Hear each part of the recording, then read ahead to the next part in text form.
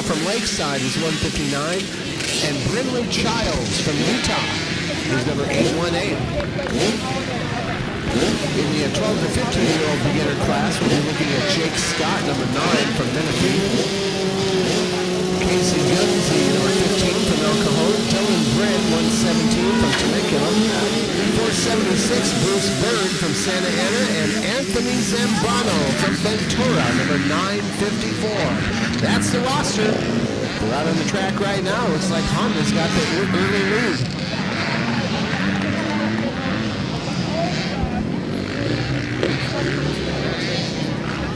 That may be Jake Scott. Yes, indeed it is. Number 9 on the Honda. Jake Scott with the lead. He's one of the older kids out there. Casey Gunzy is in his class. He's from El Cajon. And Dylan Bren running in the third spot. So the 12 to 15-year-olds were in the first wave. That means the second wave of riders are where the 11 and under year-olds are running. Number 44, Dakota Bender. Looks like he may have the early advantage.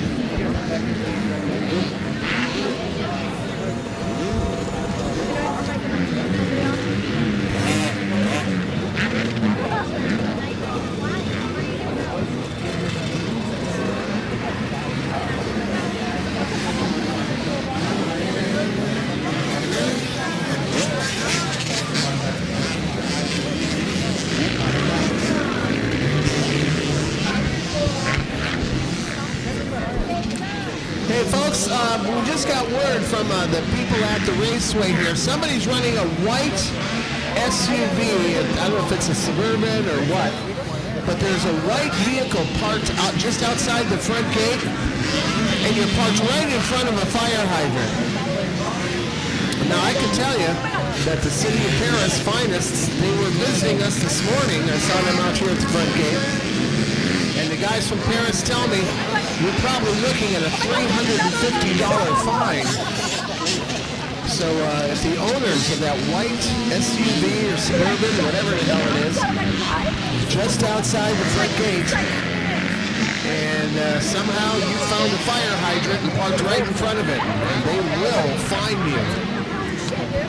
So the sheriffs and the City of Paris police, they do come by and they cruise here looking for violations just like that, because after all, if an emergency vehicle needs that fire hydrant, your Suburban's in the way.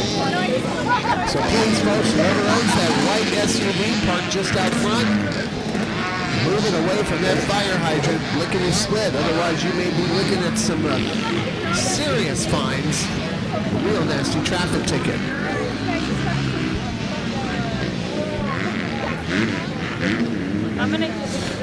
Here's the battle for first place, approaching the finish line. Number 9, Jake Scott. Get on the Honda. Number 15, Casey Gunzy right after that. Casey looks like he's on fire. Watch him take off here. I mean, he's in a crouch position. His chin was up over the crossbar pad.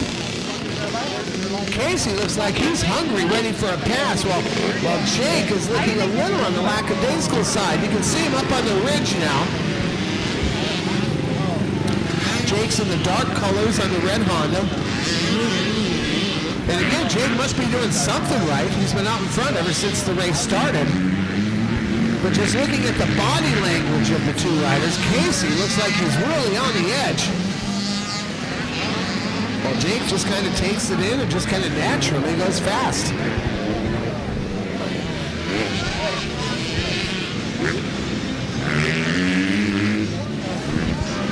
Here they are right behind the finish line. You can see what I mean. Jake Scott in the black with the white helmet. Deceptively fast is what you'd probably call it. Oh, and there you go. Casey Grun making a dive on the inside line. Pulls up right alongside him. Doesn't get the pass yet, but the battle between red and green is on as they're going through those uphill whoops.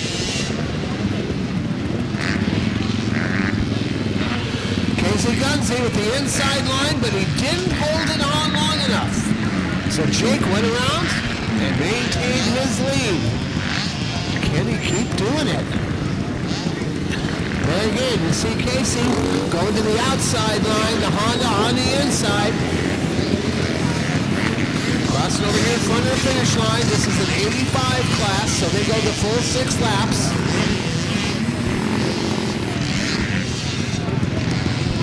And you see Casey Gunsey just trying hard, especially in the corners.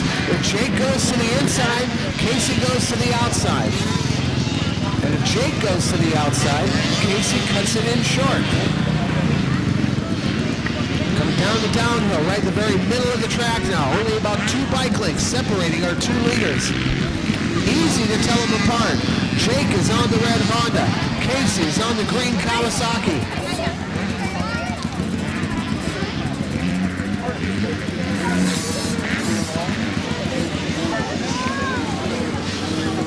Moving right behind the finish line tabletop now. Again, you see Jake Scott on the outside berm.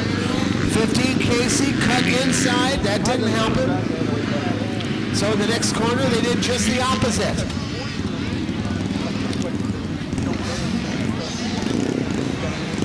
We're getting close to a 2-lap warning. Let's see if anything happens on this last uphill section through the whoops. That's where Casey almost got him 1 lap ago.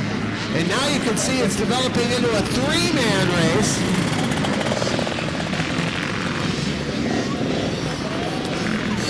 Casey's on the Kawasaki in the middle. 1 lap driver looming ahead of them both on the finish line here. Jake on the inside, Casey on the outside on the gas. No, not yet. Jake just slowly moved over and blocked Casey's path, and so he couldn't make the pass there.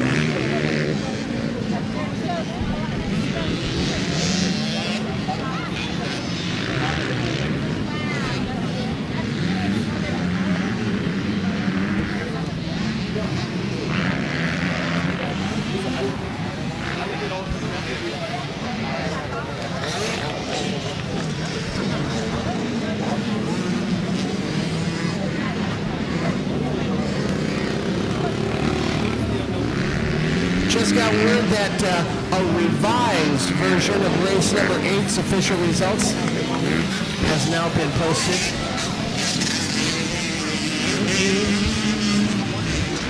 Apparently one of the college students started in the wrong gate. I told you guys to be careful about that.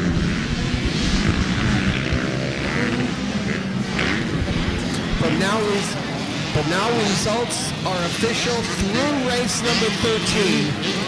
With one exception, race 11 they're having some problems with. Meanwhile, speaking of problems, looks like the Kawasaki was having some problems over there in the far side. That's going to give Jake Scott a little bit more comfort room. So Casey Gunsey, who a couple of times looked like he was going to be moving into the lead, apparently is not going to be able to let it happen here, at least not yet. The overall leaders right behind the finish line now. Jake Scott in the red and black. 117, Dylan Brown has been waiting there in 3rd place for something like this to happen. And so when it did happen to the Kawasaki, Dylan took advantage and moved up a spot. But the white flag is out. You can see our top 3 getting ready to go through those uphill whoops. And the Cowie gets in trouble again. Casey Gunsey from El Cajon got stuck in 2 ruts. Front tire went on one, the rear tire went on the other. He had to kill the engine. Yellow flags are out. He's going to lose 3rd. Here come the 2 leftovers, so Jake and Dylan over here at the finish line. Checker flag waiting for him, and number 9 is going to get the win. So Jake Scott and Dylan Grin will end up first and second place.